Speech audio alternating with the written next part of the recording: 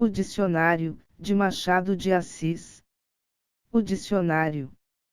Era uma vez um tanoeiro, demagogo, chamado Bernardino, o qual em cosmografia professava a opinião de que este mundo é um imenso tonel de marmelada, e em política pedia o trono para a multidão.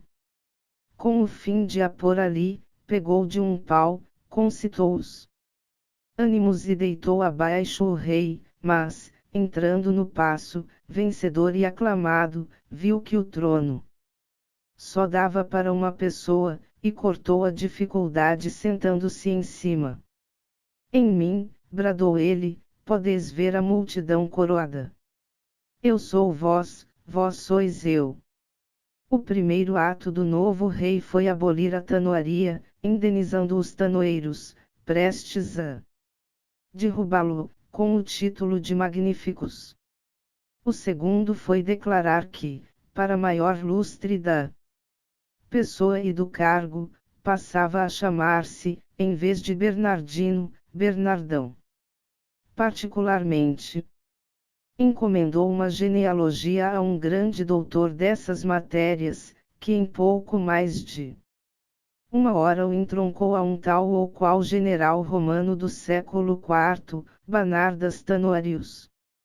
Nome que deu lugar à controvérsia, que ainda dura, querendo uns que o rei Bernardão tivesse sido tanoeiro, e outros que isto não passe de uma confusão deplorável com o nome do fundador da família. Já vimos que esta segunda opinião é a única verdadeira. Como era calvo desde verdes anos, decretou Bernardão que todos os seus súbditos fossem igualmente calvos, ou por natureza ou por navalha, e fundou esse ato em uma razão de ordem política, a saber, que a unidade moral do Estado pedia a conformidade exterior das cabeças. Outro ato em que revelou igual sabedoria, foi o que ordenou que todos os sapatos do pé esquerdo tivessem um pequeno talho no lugar correspondente ao dedo mínimo, dando assim aos seus súbditos o ensejo de se parecerem com ele, que padecia de um calo. O uso dos óculos em todo o reino não se explica de outro modo, senão por uma oftalmia que afligiu a Bernardão, logo no segundo ano do reinado. A doença levou-lhe um olho, e foi aqui que se revelou a vocação poética de Bernardão, porque, tendo-lhe dito um dos ministros, chamado Alfa, que a perda de um olho o fazia igual a Aníbal. Comparação que o lisonjeou muito, o segundo ministro, Ômega, deu um passo adiante, e achou-o superior a Homero, que perdera ambos os olhos. Esta cortesia foi uma revelação, e, como isto prende com o casamento, vamos ao casamento. Tratava-se, em verdade, de assegurar a dinastia dos Tanoarios. Não faltavam noivas ao novo rei, mas nenhuma lhe agradou tanto como a moça estrelada, bela, rica e ilustre. Esta senhora, que cultivava a música e a poesia, era requestada por alguns cavalheiros, e mostrava-se fiel à dinastia decaída. Bernardão ofereceu-lhe as coisas mais suntuosas e raras, e, por outro lado, a família bradava-lhe que uma coroa na cabeça valia mais que uma saudade no coração, que não fizesse a desgraça dos seus, quando o ilustre Bernardão lhe acenasse com o principado, que os tronos não andavam a rodo, e mais isto, e mais aquilo. Estrelada, porém resistia à sedução. Não resistiu muito tempo, mas também não cedeu tudo. Como entre os seus candidatos preferia secretamente um poeta, declarou que estava pronta a casar, mas seria com quem lhe fizesse o melhor madrigal, em concurso. Bernardão aceitou a cláusula, louco de amor e, confiado em si, tinha mais um olho que Homero, e fizera a unidade dos pés e das cabeças. Concorreram ao certamen, que foi anônimo e secreto, 20 pessoas. Um dos madrigais foi julgado superior aos outros todos, era justamente o do poeta amado. Bernardão anulou por um decreto o concurso, e mandou abrir outro, mas então, por uma inspiração de insigne maquiavelismo, ordenou que não se empregassem palavras que tivessem menos de 300 anos de idade. Nenhum dos concorrentes estudara os clássicos, era o meio provável de os vencer. Não venceu ainda assim porque o poeta amado leu à pressa o que pôde, e o seu madrigal foi outra vez o melhor. Bernardão anulou esse segundo concurso, e, vendo que no madrigal vencedor as locuções antigas davam singular graça aos versos, decretou que só se empregassem as modernas e particularmente as da moda. Terceiro concurso, e terceira vitória do poeta amado. Bernardão, furioso, abriu-se com os dos ministros, pedindo-lhes um remédio pronto e enérgico, porque, se não ganhasse a mão de Estrelada, mandaria cortar 300.000 cabeças.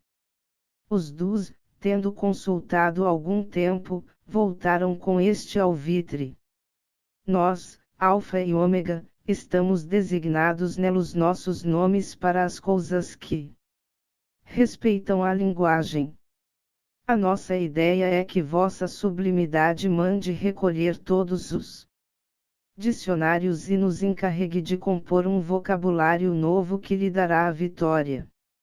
Bernardão assim fez, e os dus meteram-se em casa durante 3 meses, findos os quais depositaram nas angustas mãos a obra acabada, um livro a que chamaram Dicionário de Babel, porque era realmente a confusão das letras.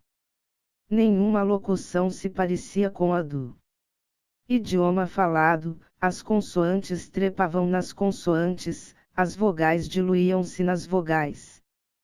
Palavras de 2 sílabas tinham agora 7 e 8, e vice-versa, tudo trocado, misturado.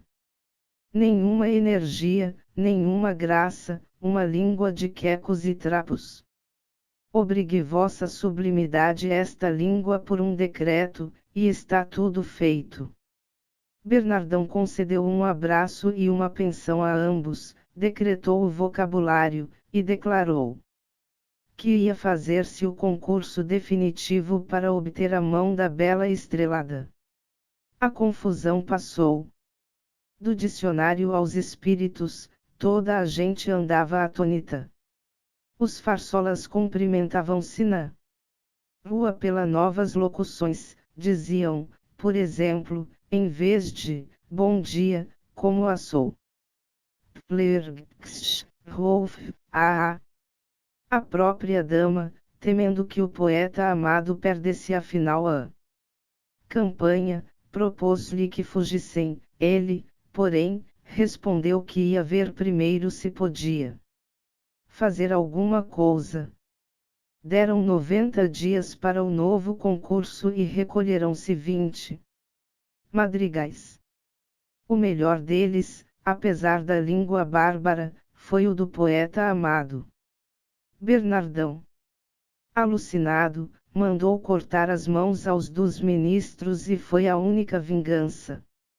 Estrelada era tão admiravelmente beia, que ele não se atreveu a magoá-la, e cedeu. Desgostoso, encerrou-se 8 dias na biblioteca, lendo, passeando ou meditando.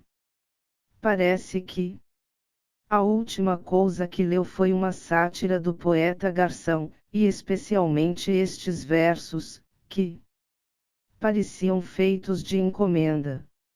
O raro Apeles, Rubens e Rafael, inimitáveis. Não se fizeram pela cor das tintas. A mistura elegante os fez eternos. Texto proveniente de A Biblioteca Virtual do Estudante Brasileiro, a Escola do Futuro da Universidade de São Paulo. Permitido o uso apenas para fins educacionais. Texto base digitalizado por NUPEL, Núcleo de Pesquisas em Informática, Literatura e Linguística. Universidade Federal de Santa Catarina. Este material pode ser redistribuído livremente, desde que não seja alterado, e que as informações acima sejam mantidas. Para maiores informações, escreva para. Estamos em busca de patrocinadores e voluntários para nos ajudar a manter este projeto. Se você quer ajudar de alguma forma, mande um e-mail para e saiba como isso é possível.